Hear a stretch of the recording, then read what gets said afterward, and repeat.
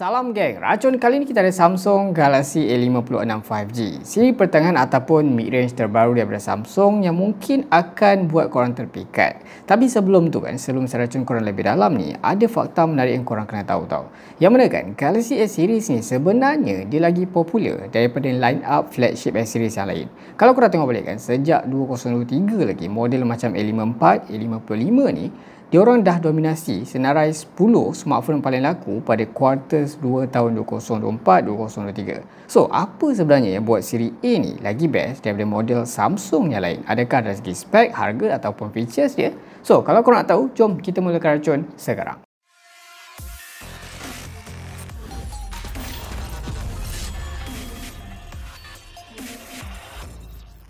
Dari segi rekaan kan, dia punya look tu kalau korang belik-belik memang nampak lebih kurang sama je dengan Galaxy A55. Tapi bila korang pegang, korang akan rasa perbezaan dia. Yang mana A56 ni dia lebih ringan dan juga nipis tau. Daripada 217 gram dekat A55 dah drop jadi 197 gram.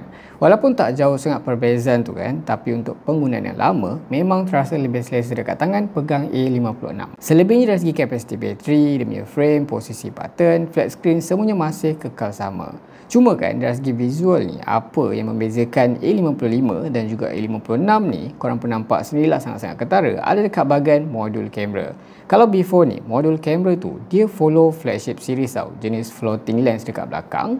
Sekarang ni just single modul kamera je yang menutupi semua lens tu, macam yang korang boleh jumpa dekat Z Fold 6. Selain tu support juga IP67 Dust and Water Resistant, pelindungan kaca Corning Gorilla Glass Victus Plus depan dan juga belakang, dan hanya menyokong dual SIM, bukan lagi hybrid macam before ni. Bermaksud model ni dah tak boleh letak micro SD card. Beralih ke bahagian hadapan, untuk screen masih sama cantik lah macam before ni, pakai panel Super AMOLED, ada 120Hz, screen jenis rata, ada juga teknologi Vision Booster yang mana dapat tambahkan lagi clarity masa korang tonton video dalam pelbagai kondisi cahaya.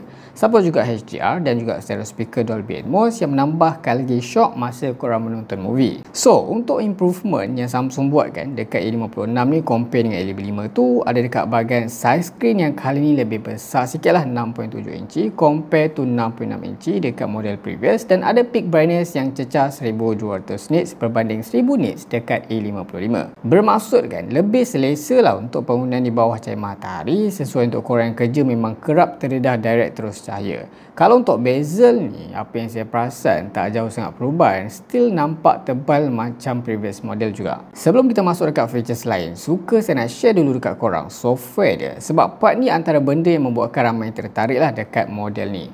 Yang mana kan Samsung menjanjikan 6 tahun upgrade OS dan juga security update dekat A56 5G ni, bermakna daripada Android 15 sekarang ni boleh go sampai Android 21. So korang boleh guna telefon ni untuk jangka masa yang lama tanpa risau ketinggalan dia punya teknologi. Kalau tengok balik kan, software update sampai 6 tahun untuk kelas mid-range ni Samsung je berani buat tau setakat ni. Brand lain even flagship pun susah nak capai lebih daripada 5 tahun upgrade dia punya OS tu. Untuk UI dia dapat pakai One UI 7 terbaru dengan segala features best macam yang korang boleh jumpa dekat flagship S25 series, daripada notification panel, lock screen customization, UI kamera baru, dan of course ada new bar.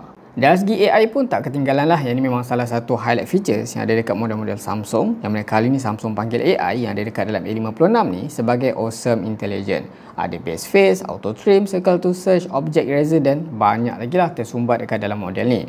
Beralih ke bahagian prestasi, Samsung masih kekal pakai chip buatan Samsung sendiri, Exynos 1580 terbaru, digabungkan dengan 12GB RAM LPDDR5X untuk storage 256 UFS 3.1. Dari segi benchmark pun, kita nampak ada peningkatan berbanding before ni, which is bagus lah untuk prestasi dia. Cooling system pun nampaknya Samsung ada improve dekat model terbaru ni, 15% lagi better dari previous model. Untuk penggunaan harian macam editing, guna untuk social, browsing, multitasking, memang tak ada masalah. Chip ni dapat handle dengan sangat-sangat baik. Tapi kalau masuk bab gaming, lagi heavy gaming ni bukan pilihan terbaik. Kebanyakan game tak dapat high setting. Certain game pula macam Genshin, Call of Duty Warzone tu kerap FPS drop, stuck pun ada. Dan suhu dia pun masih sangat panas, sama macam previous model yang kita test. Kamera dekat sini kalau kita tengok spec and paper tu nampak macam agak downgrade sikit lah model terbaru ni, yang mana main kamera masih kekal sama 50 megapiksel, ada juga OIS, 12MP ultra wide angle, 5MP macro, dan untuk front camera, front selfie daripada 32MP, untuk model terbaru ni hanya 12MP sahaja. Tapi untuk hasil gambar tu bagi saya not bad lah, masih cantik. Kamera dari main camera pun memang sedap mata memandang walaupun ada boost sikit dekat color, tapi tetap sharp dan juga details. Ultra wide pun ok, tak jauh sangat beza warna dia compare dengan main lens tu.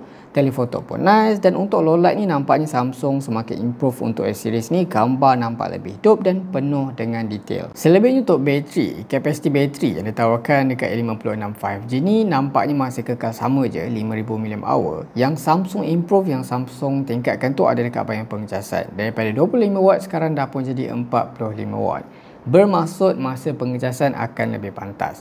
Tapi untuk daya ketahanan bateri ni, saya perasan dekat dalam website tu diorang ada bagi tahu kalau untuk A56 5G ni kan 1 jam lebih tahan berbanding A55 5G. Untuk features tambahan, model ni juga support Bluetooth 5.3, ada Wi-Fi 6, NFC, IP rating dan juga stereo speaker. Yang mana kan perbezaan dia kalau compare dengan A55 tu bagi saya tak banyak sangat lah. Main tu beza dekat bahagian chip, screen, kamera, charging speed dan juga software support. So, adakah Samsung Galaxy A56 5G ni berbaloi dengan harga yang ditawarkan? Kalau korang suka video ni, jangan lupa tinggalkan like, share, komen dan juga subscribe. Jumpa lagi di racun-racun seterusnya. Assalamualaikum.